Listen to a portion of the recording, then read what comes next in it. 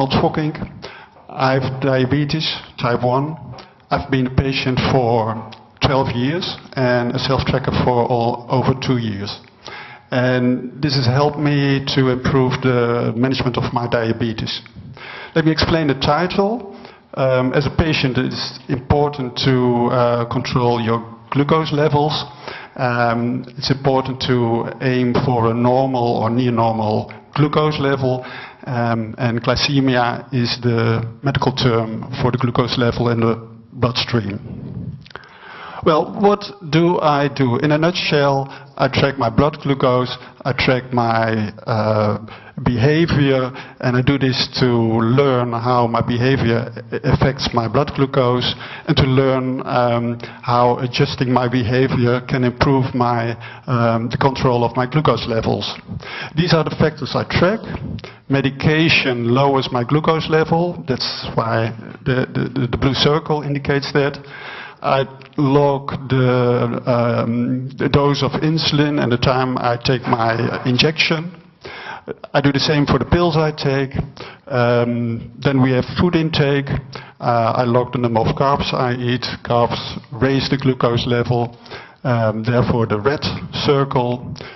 Caffeine in coffee does the same, so I also log the number of cups I take, and alcohol, does lower the glucose.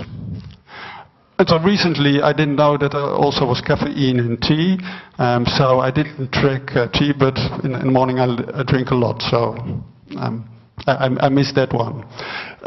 Then there's physical activity. I tracked, I looked the number of minutes I walk, I run, and I do weight training. And I noticed the double effects of weight training. First, it makes the glucose level raise, and after many hours, it makes it drop. Not many doctors do know this. But most factors are known, and what I learned from tracking and analyzing is to quantify these effects and to understand timing issues. There are also factors concerning the state of my mental and physical well-being, stress, illness, body mass, and muscle mass. Well, they are fairly stable, muscle mass as well. It's a pity because I train a lot. Stress is an important factor. Maybe I will investigate it in the near future, but I don't think it will improve. It will not improve my glucose control much, but I would do it more out of curiosity. These are the tools that I use. The sensor, it measures every minute my glucose level. The receiver shows the actual value and some more information. And then I have a simple app to log my behavior. The data from the system, the monitoring system, and the app I load to my personal computer, stored in a simple database. And then I create some reports and statistics to do some analysis. I'll show you some examples. Using simple statistics, I can quantify the effects of behavior. This scatter diagram shows it's about the effect of an evening walk on the blood glucose. Horizontal, there's the time I walk, 25 minutes up to 50. Vertical, there's the change of the glucose level, comparing the level at the start of my walk and 2 hours later. The straight line fits these points the best, and the equation of the line I can use as a tool to predict how much my glucose level will drop. So it states that every 10 minutes that I walk, it will drop 1 point. And it's in the units we use in Holland. Many countries use a different unit, and it's 18 points. 18 points.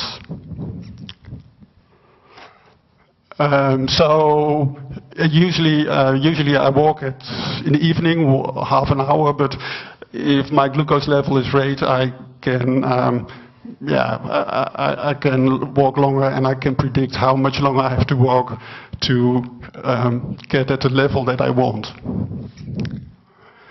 I have more statistics similar for the effects of dinner, so carbs versus blood glucose. The blood glucose raises. And I've also some statistics regarding the insulin timing in the morning. So when I go back, I've quantified the start of the day and the evening. And during the day, I use a simple technique, and it's spacing my food. Because food intake is the major factor affecting my blood glucose. So what I do is I take small portions of carbs, and when I eat a portion, I wait to for the glucose level to raise and to drop till it's at the starting level, and then I take the next portion. And this way I learned at what times I could eat. And this is a technique I use during working days, because I stay, you can see the change in the glucose levels is fairly small, except for the red line. I'll explain that later.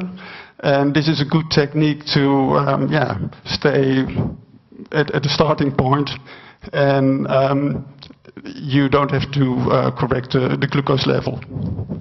In the weekend, I can choose, or on a vacation, to eat more carbs, and then I know that the glucose level will raise, and I have to make a correction. The red line, that is the only time when I had 2 portions, and you see immediately that the glucose level raised a lot more, and the drop is caused by running. So if I wouldn't have run, the level would have stayed and would have taken a long time to drop again. These are the main things I do to control my glucose level. Very simple techniques. What can I do if the glucose raises too much? A few things. I can eat slower carbs. I can combine carbs with fat. That's what I do now.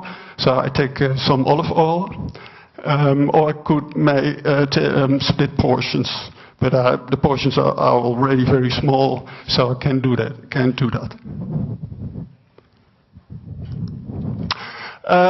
What have I? Well, where am I? Where did I start, and where am I now? The first diagram shows glucose readings from the first week of my continuous glucose monitoring. At that time, 50% of the glucose readings were above the target area. The target area ranges from 4 to 9. That's my personal choice. That's pretty tight. And in American and German units, it's let's say 70 up to 160. Now it's a lot better. These are the glucose readings of 7 consecutive days in the present, and most values are within target range. So the glucose control has improved. Also, the diabetes is less demanding, and I was interested if I could measure that. And the system I use logs the number of how often I read the glucose value. So I was interested in if I check my glucose value less often. That's what I expected, but it isn't. On the other hand, when I check my glucose value and it's good, then satisfies this me and confirms that I'm doing the right thing. So maybe I'm looking for that feedback. This is, well, in short, my presentation. Okay.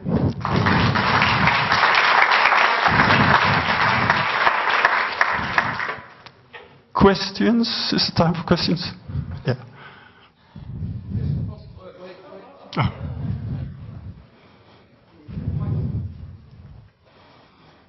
My name is Paul. Is it possible to display those readings right away on your app? If you repeat the question? Okay, the question is, if I'm right, can I read these readings directly from an app or something like that? Yeah, I've got a simple receiver and it shows the actual values, so part of the glucose curve, of how do you call it? No, it's not, no. So, and usually from just logging and watching at the display, I have a fairly good idea pretty good idea of how things are going. And of course that's important, but because that is encouraging. So what I find when I do the statistics is reasonable in what I expected from just paying attention to this. Okay. Yeah, Herman? I was wondering, all this measuring takes time and effort, of course. Did all the measuring lead to a point where you learned things, you became aware of things that you could do without some of the measurements now, or do you plan to keep using the measures to keep the cycle intact for some issue? Okay, will I continue logging data? That's your question.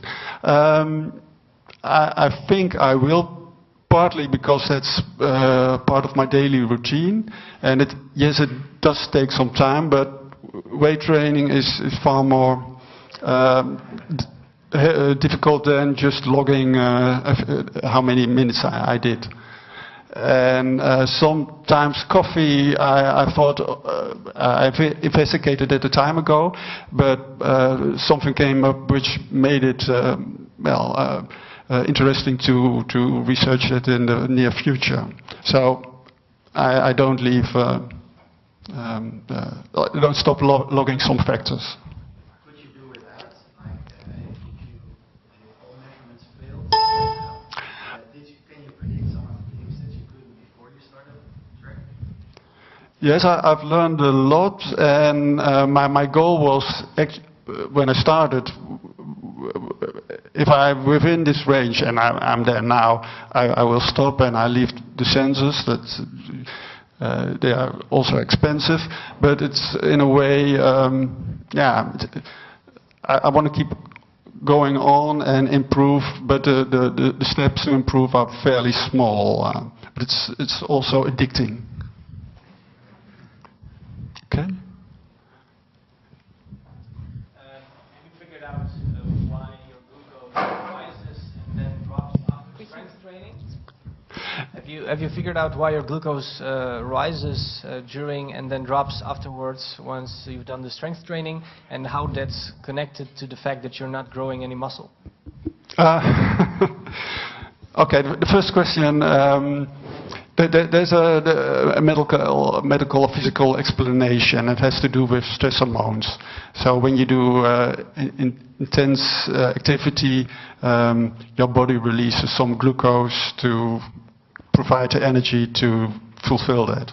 And that makes it rise. And when that stops, and you have used energy from your muscles, glucose, you have to restore that.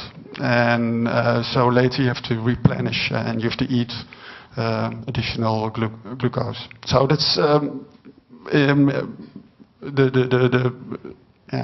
it works. And muscle training, Yeah, I think I should also change my food intake, eat more proteins, and I'm not paying enough attention to it. But how are these two connected? Your first answer, how is it connected to not gaining muscle? I don't think that has to do anything with it, because I do train, but I should train more and eat more proteins to build up muscle. And that was the idea when I started doing weight training, to build up muscle.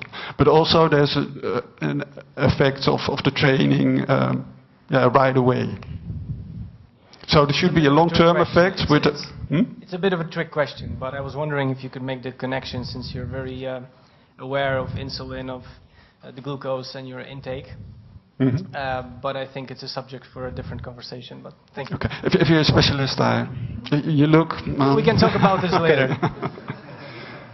Okay, yes. Last question. How is the glucose measured on your body? Is it by an indicator or? You mean the technique? Yes. It's a small, the sensor is at the back of my arm, and it's a small thread, I think you call it, and on it there are, I think, proteins, and there's a reaction with the glucose in the body. And you don't measure the glucose in the bloodstream, but in the fluids around the tissue, or how do you call it? So there's also a lag time, and but it makes it. It's a cord in your body. Yeah, it's you need a device with a small needle to bring it in, and you pull the needle out, and the thread stays within your body. Okay, thank you. Okay. Okay.